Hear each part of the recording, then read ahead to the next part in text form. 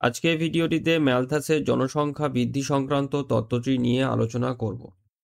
তো Thomas Robert Malthus ছিলেন একজন ব্রিটিশ অর্থনীতিবিদ, জনসংখ্যাবিদ এবং ধর্মযাজক।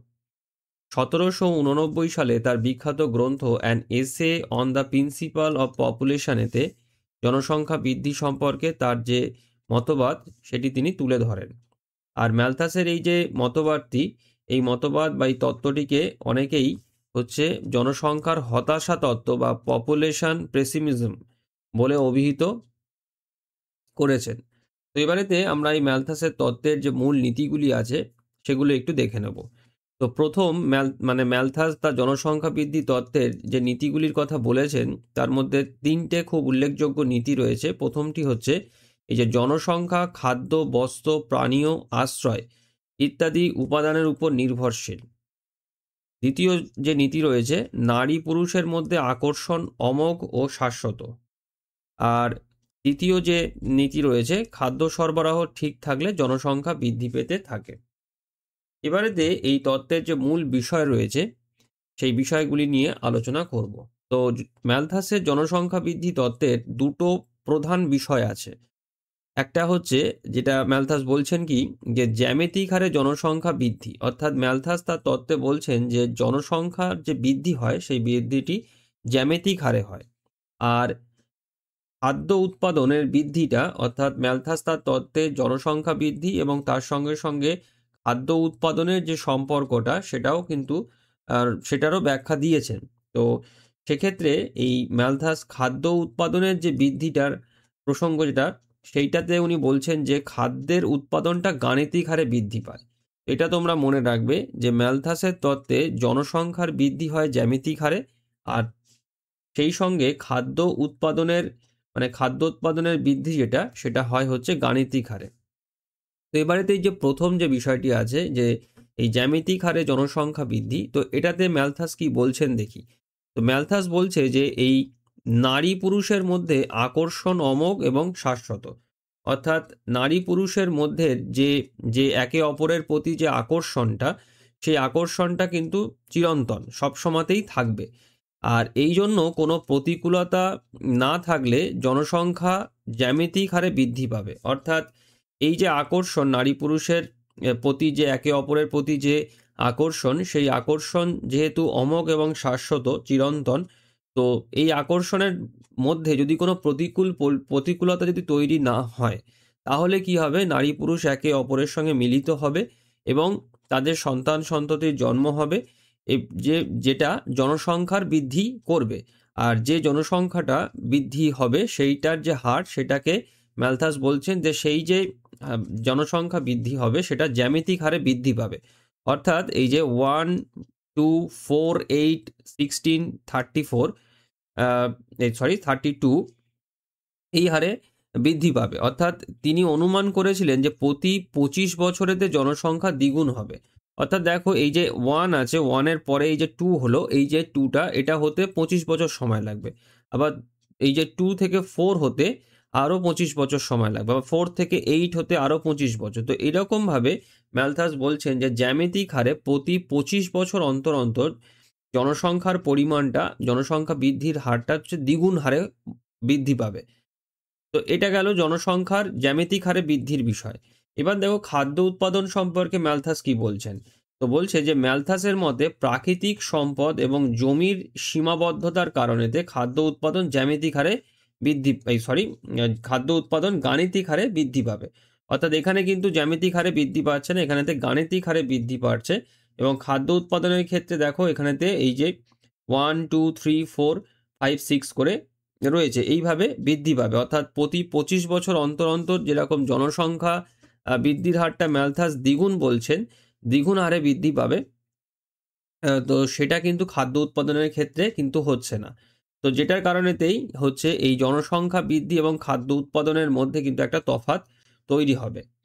এবারেতে দেখো, এই যে বিষয়টা আছে এটাকে আরেকটু বিস্তারিত আমাদেরকে জানতে হবে, এবং এজন্য দেখো এই যে জনসংখ্যা এবং খাদ্য উৎপাদনের মধ্যে যে সম্পর্কটা আছে, এটাও খুব সুন্দরভাবে ম্যালথাস তার তত্ত্বেতে ব্যাখ্যা দিয়েছেন। তো সেটা এবার একটু আমরা দেখে নিই। তো দেখো, বলছে ম্যালথাস দেখিয়েছেন জনসংখ্যা বৃদ্ধি জ্যামিতিক হারে এবং খাদ্য উৎপাদন বৃদ্ধি গাণিতিক হারে হওয়ায় একটি নির্দিষ্ট সময় পর এই খাদ্য সরবরাহ জনসংখ্যার চাহিদার সংকুলান দিতে ব্যর্থ হবে। অর্থাৎ জনসংখ্যা যেহেতু প্রতি 25 বছর অন্তর অন্তর দ্বিগুণ হারে যেহেতু বৃদ্ধি পাচ্ছে জ্যামিতিক হারে, যেটার কারণেতে সেই অনুপাতে গাণিতিক হারে খাদ্য উৎপাদন কিন্তু সেই জনসংখ্যার বাড়তি জনসংখ্যার খাদ্যের চাহিদা মেটাতে কিন্তু পারবে না, অর্থাৎ ব্যর্থ হবে। আর যেটার ফলেতে কি হবে দেখো, যে দুর্ভিক্ষ এবং মহামারী বা যুদ্ধের মতন পরিস্থিতি তৈরি হবে। আর এই বিষয়টা এখানেতে একটা ছকের মাধ্যমেতে আরো ভালোভাবে বোঝা যায়। দেখো এখানেতে এই যে 0, 25, 50, 75, 100, 125, 150, 175, তো এগুলো হচ্ছে বছরের হিসাব। এবং তোমরা লক্ষ্য করলে দেখতে পাবে যে এই যে বছরের যে হিসাবগুলো রয়েছে এগুলো দ্বিগুণ হচ্ছে। তো এই যেটা ম্যালথাস বলেছেন যে প্রতি 25 বছর অন্তর অন্তর জনসংখ্যা দ্বিগুণ হতে থাকবে। তো এখানে দেখো 25 বছর অন্তর অন্তরে বছরের হিসাবটা দেওয়া হয়েছে। তো দেখো যখন আমরা শুরু করছি, যখন হচ্ছে 0 থাকছে তখন দেখো 1, তারপরে দেখো 25 বছর পরে সেটা 2 হলো, 50 বছর পরে সেটা 2 এর ডবল 4 হয়ে যাচ্ছে, 75 বছরেতে 4 এর ডবল 8 হয়ে যাচ্ছে, 100 বছরেতে 8 এর ডবল 16 হয়ে যাচ্ছে। তো এইভাবে হচ্ছে জ্যামিতিক হারে প্রতি 25 বছর অন্তর অন্তর জনসংখ্যা দ্বিগুণ হচ্ছে। কিন্তু দেখো নিচেতে এই যে খাদ্য উৎপাদনের যে বিষয়টা রয়েছে এটা কিন্তু গাণিতিক হারে বৃদ্ধি পাচ্ছে, অর্থাৎ প্রতি 25 বছর অন্তর অন্তর খাদ্য উৎপাদন কিন্তু দ্বিগুণ হচ্ছে না। খাদ্য উৎপাদন দেখো 1, 2, 3, 4, 5, 6 এরকমভাবে পরপর বেড়ে চলেছে। তো যেটার কারণেতেই কিন্তু এই বাড়তি জনসংখ্যার খাদ্যের চাহিদা মেটাতে ব্যর্থ হবে, যেটা ম্যালথাস বলছেন। তো যেটার কারণেতে এই সমাজেতে দুর্ভিক্ষ, মহামারী বা যুদ্ধের মতন পরিস্থিতি তৈরি হবে। আর দেখো এই যে ম্যালথাস আরও বলছেন কি, দেখো যে এই ম্যালথাসের মতে জনসংখ্যার আধিক্য একটি স্বাভাবিক ঘটনা। অর্থাৎ ম্যালথাস তার তত্ত্বে যেটা বলছেন যে জনসংখ্যার যে বৃদ্ধি, অর্থাৎ আহ, জনসংখ্যা কিন্তু বেড়ে যাবে, আর এটাকে উনি স্বাভাবিক ঘটনা বলছেন। অর্থাৎ জনসংখ্যার মানে অত্যাধিক হারে জনসংখ্যা বৃদ্ধি বা জনাধিক্য যে বিষয়টা, এটাকে উনি স্বাভাবিক একটি ঘটনা বলে উনি তো ওনার তত্ত্বে ব্যাখ্যা করছেন। আর যে ছকটা এখানেতে রয়েছে দেখো, সেই ছক থেকে যেটা দেখা যাচ্ছে যে 200 বছরেতে হচ্ছে খাদ্য উৎপাদন নগুণ বৃদ্ধি পেলেও, দেখো 200 বছর, এই যে 200 বছরেতে খাদ্য উৎপাদন নগুণ বৃদ্ধি পেয়েছে, কিন্তু জনসংখ্যা বৃদ্ধি পেয়েছে 256 গুণ। তো এই যে ফারাকটা, এই ফারাকটা দীর্ঘ সময়ের ব্যবধানেতে প্রচুর হবে, মানে আকাশ পাতাল ফারাক হতে থাকবে জনসংখ্যা বৃদ্ধি এবং খাদ্য উৎপাদনের মধ্যে। তো এটাই কিন্তু মানে এইটা হচ্ছে এই যে জনসংখ্যা ও খাদ্য উৎপাদনের মধ্যে সম্পর্ক। অর্থাৎ ম্যালথাস যেটা বলতে চাইছেন যে জনসংখ্যা বৃদ্ধির সঙ্গে কখনোই এই খাদ্যের যে উৎপাদন আছে সেই উৎপাদন সমানে সমানে কখনোই আসবে না। আর যেটার কারণেতেই সমাজেতে সবসময়তেই এই যত জনসংখ্যা বৃদ্ধি পেতে থাকবে তত এই দুর্ভিক্ষ, মহামারী, যুদ্ধের মতন পরিস্থিতি সমাজে কিন্তু থাকবে, মানে হতে থাকবে। এবারেতে আসি দেখো জনসংখ্যার নিয়ন্ত্রণ সম্পর্কে। ম্যালথাস তার তত্ত্বে জনসংখ্যা কিভাবে বৃদ্ধি পাবে সেটা সম্পর্কে উনি বলেছেন, এবং তার সঙ্গে সঙ্গে এই যে বাড়তি যে জনসংখ্যার যে বৃদ্ধি তাকে কিভাবে নিয়ন্ত্রণ করা যেতে পারে সে সম্পর্কেও হচ্ছে ম্যালথাস তার তত্ত্বে কিছু বলেছেন। তো দেখো প্রথমেতে যেটা আছে সেটা হচ্ছে যে প্রাকৃতিক এবং ইতিবাচক নিয়ন্ত্রণ। তো এখানেতে ম্যালথাস যেটা বলছে দেখো, যে ম্যালথাসের মতে যে সকল বিষয়ে মৃত্যুহার বাড়িয়ে দিয়ে জনসংখ্যা হ্রাসের দ্বারা জনসংখ্যাকে ভারসাম্য অবস্থায় নিয়ে আসবে সেইগুলোকে হচ্ছে প্রাকৃতিক বা ইতিবাচক বলছেন। অর্থাৎ প্রাকৃতিক আহ, কিছু নিয়মেতে যখন হচ্ছে এই জনসংখ্যার নিয়ন্ত্রণ হবে, অর্থাৎ প্রচুর পরিমাণেতে জনসংখ্যা মানে মানুষজন মারা যাবে, এবং যেটার কারণেতে অত্যাধিক হারে যে জনসংখ্যাটা সেটা কমে এসে একটা ভারসাম্য অবস্থা নিয়ে আসবে। তো এর মধ্যে তিনি বলছেন দেখো, যে প্রথমত হচ্ছে দুর্ভিক্ষ, অর্থাৎ খাদ্যের অভাবে বহু মানুষের মৃত্যু হবে। অর্থাৎ খাদ্য অভাব কি, যেটা আমরা দেখলাম যে জনসংখ্যা যেহেতু জ্যামিতিক হারে বাড়ে আর গাণিতিক হারে যেহেতু খাদ্য উৎপাদনটা বাড়ছে, তো যে কারণে এতে কখনোই জনসংখ্যা বৃদ্ধির সঙ্গে খাদ্যের যে উৎপাদন আছে সেটা সমানে তো আসবেই না। তো যে কারণেতে জনসংখ্যা বৃদ্ধির সঙ্গে সঙ্গে খাদ্যের অভাবেতে সমাজেতে দুর্ভিক্ষ দেখা দেবে, এবং সেই দুর্ভিক্ষ কবলিত মানুষ, খাদ্যের অভাবেতে বহু মানুষের মৃত্যু হবে। তো যেটার কারণেতে জনসংখ্যা কিছুটা নিয়ন্ত্রিত হবে। তারপরে আছে মহামারী। তারপর দেখো এই যে রোগ ব্যাধির প্রকোপেতে বহু মানুষের মৃত্যু হবে। সমাজেতে যদি মহামারী হয়, কোনো বড় ধরনের অসুখ বিসুখ হয় যেটা মহামারীর আকার ধারণ করে, তাহলে সেটার মাধ্যমেতেও হচ্ছে জনসংখ্যা নিয়ন্ত্রিত হবে, প্রচুর মানুষ মারা যাবে। তারপরে যুদ্ধ বিগ্রহ তো আছেই, দেখো এখানেতে সেটাও বলছেন উনি যে জমি বা সম্পদের দখলদারিত্বে যুদ্ধ হবে এবং যুদ্ধের কারণেতেও প্রচুর মানুষ মারা যাবে। এছাড়া প্রাকৃতিক দুর্যোগের কথা উনি বলেছেন যে খরা, বন্যা, ঝড়, ভূমিকম্পের মতো অনেক প্রাকৃতিক যে সমস্ত দুর্যোগগুলো রয়েছে সেই দুর্যোগেতেও মানুষ মারা যাবে। তো এই এই যে মারা যাওয়া, অর্থাৎ এই মারা যাওয়ার মাধ্যমেতে এই দুর্ভিক্ষ, মহামারী, যুদ্ধ বা প্রাকৃতিক দুর্যোগের মধ্য দিয়ে এই যে মানুষ যদি মারা যায় তাহলে জনসংখ্যা অনেকটা কমে আসবে, বাড়তি জনসংখ্যা কমে সেটা নিয়ন্ত্রিত হবে। এরপরে তো দেখো আরেকটা যেটা উনি বলেছেন সেটা হচ্ছে নৈতিক বা প্রতিরোধমূলক যে নিয়ন্ত্রণ ব্যবস্থা আছে সেটার মাধ্যমে তো জনসংখ্যাকে নিয়ন্ত্রণ করা যেতে পারে। যেমন দেখো এই যে ম্যালথাসের মতেতে মানুষের স্বেচ্ছা প্রণোদিত সংযমগুলি জনসংখ্যা বৃদ্ধিকে নিয়ন্ত্রিত করতে পারে। অর্থাৎ মানুষ যখন নিজের মধ্যে জনসংখ্যা নিয়ন্ত্রণ সংক্রান্ত সচেতনতা গড়ে তুলে স্বেচ্ছা প্রণোদিতভাবে, মানে স্বেচ্ছায় এবং সংযমের মাধ্যমেতে যখন জনসংখ্যাকে নিয়ন্ত্রণ করবে, কারণ ম্যালথাস তার তত্ত্বেতে বলছেন যে নারী এবং পুরুষের মধ্যে যে আকর্ষণটা, একে অপরের প্রতি যে আকর্ষিত হওয়া, সেইটা কিন্তু চিরন্তন, সেটা কিন্তু থাকবে, শাশ্বত সেটা। তো সেই যে আকর্ষণটা, সেই আকর্ষণের দ্বারা তারা যে একে অপরের সঙ্গে মিলিত হয়ে যে সন্তান সন্ততির জন্মদান করেন, তো এই যে আহ, আকর্ষণটাকে যদি তারা সংযম করে এবং স্বেচ্ছায় যদি সচেতনতা গড়ে তুলে জনসংখ্যা বৃদ্ধিকে নিয়ন্ত্রণ করতে চায় তাহলে কিছুটা জনসংখ্যা নিয়ন্ত্রণ হবে। এবং এক্ষেত্রে দেখো যেটা বলছেন উনি যে অধিক বয়সে বিবাহ, অর্থাৎ কম বয়সে বিবাহ করলে সন্তান জন্ম দেওয়ার প্রবণতাটা অনেকটা বেশি থাকে। তো সেক্ষেত্রে যদি অধিক বয়সে বিবাহ করা হয় তাহলে অনেকটা সন্তান জন্ম দেওয়ার প্রবণতা কমে আসবে। এছাড়া ব্রহ্মচর্য জীবন পালন করা, অর্থাৎ বিবাহ নাই করা একদম, এটা আর কি। তো সেটা একটা। তারপরে পরিবার পরিকল্পনা, অর্থাৎ অধিক সন্তান ধারণ না করা, জন্ম না দেওয়া ইত্যাদি, যে পরিবার পরিকল্পনা সংক্রান্ত যে বিষয়গুলো। এছাড়া দেখো যে দারিদ্রতা এবং বিলাসিতার মতন যে পরিস্থিতিতে জন্মহার নিয়ন্ত্রণের দ্বারা জনসংখ্যার ভারসাম্য অবস্থায় থাকবে। তো এগুলো হচ্ছে নৈতিক এবং প্রতিরোধমূলকভাবে জনসংখ্যার নিয়ন্ত্রণ। তো এই দুটো বা মোটামুটি মানে দু ধরনের নিয়ন্ত্রণের কথা উনি বলেছেন। একটা হচ্ছে ইতিবাচক আর একটা হচ্ছে এই প্রতিরোধমূলক নিয়ন্ত্রণ ব্যবস্থা, যার মাধ্যমেতে জনসংখ্যা নিয়ন্ত্রিত হবে। অত্যাধিক জনসংখ্যা যখন বেড়ে যাবে তখন সেই জনসংখ্যাকে নিয়ন্ত্রণ কিভাবে করা যাবে বা কিভাবে নিয়ন্ত্রিত হবে সেটা উনি বলেছেন এইভাবে। এবার দেখো আসি যে এই ম্যালথাসের যে তত্ত্ব আছে এই তত্ত্ব বিভিন্ন দিক থেকে সমালোচিত হয়েছে।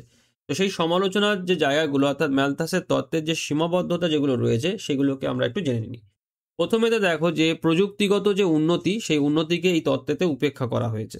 অর্থাৎ দেখো এই ম্যালথাস তার জনসংখ্যা তত্ত্বে প্রযুক্তিগত উৎকর্ষতাকে অবজ্ঞা করেছেন, উনি স্বীকার করেননি এটাকে।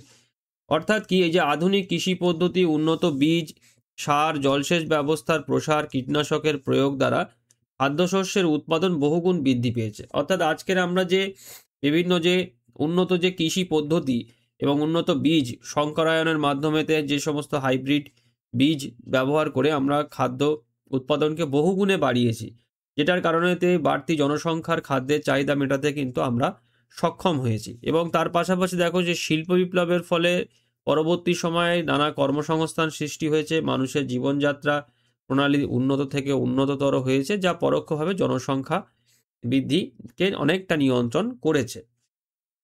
দ্বিতীয় হচ্ছে দেখো যে জন্মহার পরিবর্তনের অবমূল্যায়ন। তো এখানে দেখো ম্যালথাস ধরেই নিয়েছিলেন যে জন্মহার সর্বদা উচ্চ থাকবে। অর্থাৎ ম্যালথাস সর্বদা, মানে ম্যালথাসের তত্ত্বতে যেটা বলা হয়, ম্যালথাস বলেছেন যে মানুষের যে জন্মহারটা, মানে জনসংখ্যা বৃদ্ধিটা সবসময় বাড়তেই থাকবে, কমবে না সেই অর্থে। কিন্তু দেখো এই পরবর্তীকালে দেখা গেছে যে শিক্ষা, সচেতনতা, পরিবার পরিকল্পনা, জীবনযাত্রার উচ্চমান প্রভৃতি কারণেতে এই উন্নত দেশগুলিতে জন্মহার কমে এসেছে। বিশেষ করে তিনি আধুনিক যে গর্ভনিরোধক যে পদ্ধতি যেগুলো, সেই ভূমিকাকে অনুধাবন করতেই পারেননি। অর্থাৎ দেখো মানুষের মধ্যে আস্তে আস্তে শিক্ষা, সচেতনতা গড়ে ওঠার কারণেতে তারা জন্ম নিয়ন্ত্রণের বিভিন্ন আধুনিক পদ্ধতি, মানে নিয়ন্ত্রণের বিভিন্ন পদ্ধতিগুলো তাদের জীবনযাত্রা মানে এতে অনুসরণ করে চলতে থাকে। সেই থেকে মানে তারপর থেকে আস্তে আস্তে কি হয় যে জনসংখ্যার যে জন্মহারটা সেটা অনেকটা নিয়ন্ত্রিত হয়। এবং যেটাকেই দেখো এখানেতেও বলা হয়েছে যে আধুনিক যে সমস্ত গর্ভনিরোধক যে সমস্ত ব্যবস্থাগুলো যেগুলো রয়েছে, সেই ব্যবস্থাগুলো যখন আস্তে আস্তে মানুষ তাদের নিজেদের জীবনযাপনের ক্ষেত্রে তাদের যে এতে যখন তারা ব্যবহার করতে থাকে, তখন কিন্তু জন্মহারের অনেক পরিবর্তন হয়, জন্মহার অনেকটা নিয়ন্ত্রিত হতে থাকে, যেটা এই যে ম্যালথাসের তত্ত্বতে ম্যালথাস কিন্তু সেভাবে এটাকে উনি ব্যাখ্যা দেননি। এবার দেখো প্রাকৃতিক সম্পদ সম্পর্কে ম্যালথাসের যে সীমিত ধারণা যেটা ছিল, অর্থাৎ ম্যালথাস জমিকে কেবল খাদ্য উৎপাদনের দিক থেকে বিবেচনা করেছিল, কিন্তু জমিকে আরো অন্যান্য কাজেতে, প্রাকৃতিক সম্পদকে আরো অন্যান্য কাজেতে কিন্তু ব্যবহার করতে পারা যায়। তো দেখো এই যে প্রাকৃতিক সম্পদ এবং জমির বিকল্প ব্যবহারগুলো কিন্তু ম্যালথাস ভাবতেই পারেননি। উনি শুধুমাত্র খাদ্য উৎপাদনের ক্ষেত্রের কথাই বলেছিলেন, কিন্তু জমি কিন্তু শিল্প কাজেতে বা আরো অন্যান্য কাজেতে ব্যবহার করা যেতে পারে। তারপরে দেখো পরের যেটা সীমাবদ্ধতা যেটা রয়েছে, সমালোচনার যে জায়গাটা যেটা রয়েছে, সেটা হচ্ছে খাদ্য বন্টনকে উপেক্ষা করা। অর্থাৎ ম্যালথাস খাদ্য উৎপাদনের যে স্বল্পতাকে কেবল খাদ্য সংকটের জন্যই দায়ী করেছেন। অর্থাৎ যে খাদ্য সংকট, সেটাকে ম্যালথাস শুধুমাত্র কখন হবে না, খাদ্যের স্বল্পতাকে, যেহেতু জনসংখ্যা বাড়ছে সেই অনুপাতে খাদ্যের উৎপাদন বাড়ছে না, তো যে কারণে খাদ্যের অভাব দেখা দেবে এবং তার জন্যে খাদ্য সংকট বা দুর্ভিক্ষের মতন পরিস্থিতি তৈরি হবে। আর এই যে স্বল্পতাটা, এই খাদ্যের স্বল্পতাটাকেই কিন্তু ম্যালথাস এই মহামারী দুর্ভিক্ষের জন্যে দায়ী করেছেন। কিন্তু এই যে খাদ্য যে বন্টন ব্যবস্থার যে অদক্ষতা, অপচয়, অর্থনৈতিক বৈষম্য, দুর্নীতি প্রভৃতি কারণেও কিন্তু খাদ্য সংকট দেখা দিতে পারে। শুধুমাত্র যে খাদ্যের স্বল্পতার কারণেতেই যে খাদ্য সংকট হবে সেটা কিন্তু নয়। তাছাড়াও কিন্তু অনেক ক্ষেত্রে দেখা যায় যে অদক্ষতা, অপচয়, অর্থনৈতিক বৈষম্য, দুর্নীতি প্রভৃতি কারণেও খাদ্য সংকট হয়। তো যেটা কিন্তু ম্যালথাস এই বিষয়গুলোকে তার যে তত্ত্ব আছে সেই তত্ত্বতে কিন্তু বলেননি, উপেক্ষা করে গিয়েছেন। তবে দেখো মানব সম্পদের যে গুরুত্ব, সেই গুরুত্বকেও ম্যালথাস উপেক্ষা করেছেন। অর্থাৎ এই জনসংখ্যা বৃদ্ধিকে, ম্যালথাস জনসংখ্যা বৃদ্ধিকে কেবল বোঝা হিসেবেই ব্যাখ্যা করেছেন, কিন্তু মানুষের যে উদ্ভাবনী ক্ষমতা, বুদ্ধিমত্তা, অধিক কর্মশক্তি ও উৎপাদনশীলতার দ্বারা অনেক প্রাকৃতিক সীমাবদ্ধতাকে অতিক্রম করতে পারে, যেটা ম্যালথাস অনুধাবন করেইনি। অর্থাৎ ম্যালথাসের তত্ত্বতে ম্যালথাস কিন্তু এই জনসংখ্যা বৃদ্ধিকে একটি সমস্যা হিসেবে দেখেছেন, কিন্তু এই যে মানুষের যে কর্মক্ষমতা, মানুষের যে উদ্ভাবনী শক্তি বা বুদ্ধিমত্তা, তো এই যে ব্যাপারটা, এটাও কিন্তু দরকার। কারণ এটা যদি না হয় তাহলে কিন্তু প্রাকৃতিক সম্পদগুলোর ব্যবহার কিন্তু সেই অর্থে হবে না। তো যেটার কিন্তু ম্যালথাস সেই অর্থে বলেনি, মানুষের জনসংখ্যা বৃদ্ধিটাকে ম্যালথাস শুধু একটি বোঝা বা একটা নেতিবাচক দিক হিসেবেই দেখেছে।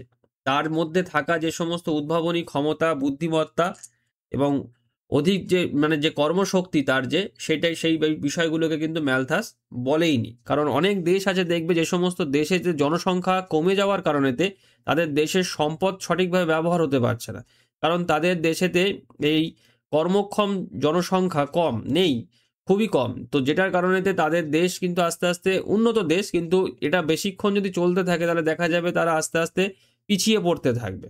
তো সেই কারণেতে জনসংখ্যার যে বৃদ্ধিটাও কিন্তু একটা দেশের পক্ষে কিন্তু দরকার আছে, ক্ষেত্র বিশেষে কিন্তু সেটা দরকার। নাহলে সেই দেশের যে মানব সম্পদের যে পরিমাণটা, সেটা আস্তে আস্তে কমতে থাকবে। তো ম্যালথাস তার তত্ত্বে কিন্তু এই মানব সম্পদের গুরুত্ব, অর্থাৎ মানুষের যে ক্ষমতা, বুদ্ধিমত্তা, কর্মশক্তি ইত্যাদি বিষয়গুলোকে উনি উপেক্ষা করেছেন, অনুধাবন করতে উনি পারেননি। এবার দেখো আরেকটা বিষয় যেটা রয়েছে, সেটা হচ্ছে সমাজে বিভিন্ন সমাজে অকার্যকারী। অর্থাৎ ম্যালথাসের এই তত্ত্ব কিন্তু সকল সমাজেতে বা সর্বস্তরেতে এই তত্ত্ব কিন্তু কার্যকর হয় না। অর্থাৎ ম্যালথাসের মতবাদ এই উন্নত পশ্চিমী দেশগুলোতে কিন্তু কার্যকর হয়নি।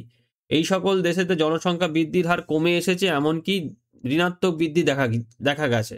অর্থাৎ এই পশ্চিমের যে সমস্ত দেশ যেগুলো রয়েছে, যেরকম বিভিন্ন যেসব ইউরোপের যে দেশ আছে, বা আমেরিকা, কানাডা, বা এই নরওয়ে, সুইডেন, ফিনল্যান্ডের মতন এই সমস্ত যে দেশ আছে, জাপান, এই সমস্ত যেসব দেশ আছে, এই সমস্ত দেশে ম্যালথাসের তত্ত্ব কিন্তু চলে না।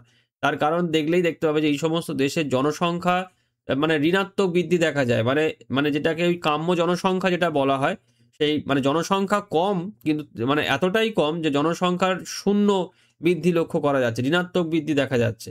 তো যেটা আমি আগের যে স্লাইডটা ব্যাখ্যা করার সময় তোমাদেরকে বলছিলাম, যে একটা দেশের উন্নতির ক্ষেত্রে কিন্তু তার জনসংখ্যাকে সঠিকভাবে হতে হয়। তা না হলে সেই দেশের মানব সম্পদ কম যদি হয়, তাহলে তার প্রাকৃতিক সম্পদকে ব্যবহার করার লোক পাওয়া যাবে না। তো সেই ক্ষেত্রে সেই দেশ কিন্তু যদি উন্নত থাকে তাহলে সেই দেশ কিন্তু আস্তে আস্তে পিছিয়ে পড়তে থাকবে। তো দেশের যে মানে যে সম্পদ আছে সেই সম্পদের মানে সুষ্ঠু ব্যবহারের জন্য যতটুকুনি জনসংখ্যা প্রয়োজন, মানব সম্পদ প্রয়োজন, তো সেই পরিমাণ থাকাটা কিন্তু দরকার। কিন্তু আমাদের পশ্চিমের অনেক দেশ আছে যে সেই জনসংখ্যা কমতে কমতে এতটাই কমে গেছে যে সঠিকভাবে তাদের দেশের সম্পদ ব্যবহৃত হচ্ছে না, মানব সম্পদের পরিমাণ কম। তো এটা কিন্তু রয়েছে। কিন্তু এই উন্নয়নশীল দেশসমূহেতেও কিন্তু দেখো যে শিক্ষার হার বৃদ্ধি পাওয়ার সাথে সাথেও কিন্তু অর্থনৈতিক উন্নতি জনসংখ্যা বৃদ্ধিকে কমিয়ে এসেছে। তো অনুন্নত যে সমস্ত দেশ আছে সেই সমস্ত দেশেতে জনসংখ্যা বৃদ্ধির হারটা অনেক ক্ষেত্রে বেশি আছে, কিন্তু উন্নত দেশে তো জনসংখ্যা বৃদ্ধির হার অনেক কমে এসছে, কিছু কিছু ক্ষেত্রে ঋণাত্মক বৃদ্ধিও দেখা যাচ্ছে। উন্নয়নশীল দেশেতেও সময়ের সঙ্গে সঙ্গে দেখো শিক্ষার হার বৃদ্ধি পেয়েছে পাওয়ার সঙ্গে সঙ্গে, এবং অর্থনৈতিক পরিকাঠামো উন্নতির সঙ্গে সঙ্গে কর্মসংস্থান সৃষ্টির সঙ্গে সঙ্গে জনসংখ্যার পরিমাণটাও কিন্তু আস্তে আস্তে কমেছে, মানে কমের দিকে গিয়েছে। তো সেই কারণেতেই এই যে বিভিন্ন সমাজেতে ম্যালথাসের এই যে তত্ত্ব, অর্থাৎ প্রতি 25 বছর অন্তর অন্তর জনসংখ্যা দ্বিগুণ হারে বাড়তে থাকার যে বিষয়টি, এটা কিন্তু সব সমাজে কার্যকর নয়।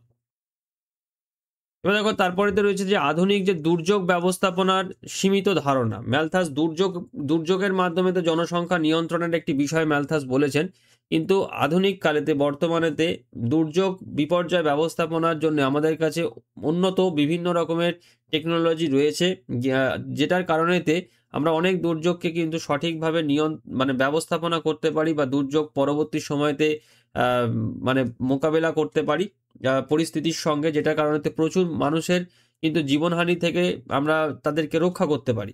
তো দেখো যেটা এখানেতে যেটা বলা হচ্ছে, দেখো যে ম্যালথাস বলেছিলেন যে যদি জনসংখ্যা বৃদ্ধি স্বাভাবিকভাবে নিয়ন্ত্রিত না হয়, তবে নানা রকম প্রাকৃতিক দুর্যোগ বা বিপর্যয়ের মাধ্যমে ধ্বংসলীলা জনসংখ্যা নিয়ন্ত্রিত হবে। অর্থাৎ যে দুটো দিকের কথা উনি বলেছেন জনসংখ্যা নিয়ন্ত্রণেতে, সেই দুটো দিকেতে যদি জনসংখ্যা নিয়ন্ত্রিত না হয়, তাহলে দেখা যাবে যে সমাজে যদি জনসংখ্যা আস্তে আস্তে বাড়তে থাকে, জনসংখ্যার পরিমাণ, তাহলে যে ভারসাম্যটা, সেই ভারসাম্যটা নষ্ট হবে, এবং সেই নষ্টটা হওয়ার ফলেতে কি হবে, এই নানা রকম প্রাকৃতিক দুর্যোগ এবং বিপর্যয়ের সৃষ্টি হবে, যেটার মাধ্যমেতে এই ধ্বংসলীলার মাধ্যমেতে জনসংখ্যা নিয়ন্ত্রিত হবে, যেটা ম্যালথাস বলছেন। মানে স্বাভাবিকভাবে যদি জনসংখ্যা নিয়ন্ত্রিত না হয়, তবে দেখো এই যে আধুনিক যে দুর্যোগ বা বিপর্যয়ের যে ব্যবস্থাপনা যেগুলো আছে, যেখানেতে বিজ্ঞান ও প্রযুক্তিকে কাজে লাগিয়ে এই জনসংখ্যার মৃত্যুকে বহুলাংশে নিয়ন্ত্রণ করতে পারা গিয়েছে। দুর্যোগ বিপর্যয় এখনো হয়, কিন্তু আমাদের কাছে যেহেতু এখন আধুনিক প্রযুক্তি রয়েছে, বিজ্ঞান রয়েছে, তো যেটার কারণেতে আমরা কিন্তু দুর্যোগকে অনেক ক্ষেত্রে মোকাবিলা করতে পারি, দুর্যোগ পরবর্তী সময়তে অনেক মোকাবিলা আমরা করতে পারি। তো সেটা কিন্তু এই ম্যালথাসের তত্ত্বেতে সেই অর্থে কিন্তু বলা হয়নি। ম্যালথাস দুর্যোগ বা বিপর্যয়কে জনসংখ্যা নিয়ন্ত্রণের একটি মানে একটা পন্থা হিসেবেই উনি দেখেছেন, যে বড় বড় দুর্যোগ বিপর্যয়ের মাধ্যমেতে হচ্ছে বহু অংশে মানুষ মারা যাবে, এবং যার মাধ্যমেতে জনসংখ্যা নিয়ন্ত্রিত হবে। এবং সব শেষে দেখো যেটা বলা যায় যে এই যে সমালোচনাগুলো কিন্তু রয়েছে ম্যালথাসের তত্ত্বে, যেটাকে কিন্তু কোনোভাবে অস্বীকার করা যায় না, কিন্তু তা সত্ত্বেও দেখো এই তত্ত্বের সবটা বাস্তবের সঙ্গে সঙ্গতিপূর্ণ ছিল না। মানে মানে এটা যেটা বলছে, দেখো যে এই তত্ত্বের সবটা বাস্তবের সঙ্গে সঙ্গতিপূর্ণ ছিল না তা প্রমাণ করে। অর্থাৎ এই যে সমালোচনাগুলো যেগুলো আলোচনা করলাম, এই সমালোচনা বা সীমাবদ্ধতাগুলো কিন্তু প্রমাণ করে যে ম্যালথাসের তত্ত্ব কিন্তু বাস্তবের সঙ্গে সব দিক থেকে কিন্তু সঙ্গতিপূর্ণ নয়। তাও কয়েকটা জায়গা রয়েছে যেখান থেকে ম্যালথাসের তত্ত্ব আমাদেরকে পড়তে হবে বা জানতে হবে। সেটা হচ্ছে দেখো যে এই ম্যালথাস মানে তত্ত্বেতে এই জনসংখ্যা এবং সম্পদের মধ্যে একটা যে সম্পর্ক আছে, এবং এর মধ্যে একটা ভারসাম্য থাকাটা সবসময় দরকার এই জনসংখ্যা এবং সম্পদের মধ্যে। তো সেই যে ভারসাম্যটা থাকারই দরকার, তার গুরুত্বটাকে কিন্তু ম্যালথাস তার তত্ত্বেতে স্বীকার করেছেন, এবং তার সম্পর্কে একটা সচেতনতা গড়ে তুলতে সক্ষম হয়েছে, যেটাই কিন্তু ম্যালথাসের তত্ত্বের একটি উল্লেখযোগ্য দিক। তো আশা করি আজকের ভিডিওটির মাধ্যমে তোমাদেরকে ম্যালথাসের জনসংখ্যা বৃদ্ধি তত্ত্ব সম্পর্কে আমি বোঝাতে পেরেছি। তো আজকের ভিডিওটি আমি এখানেতেই শেষ করলাম। সবাই ভালো থেকো। Thank you.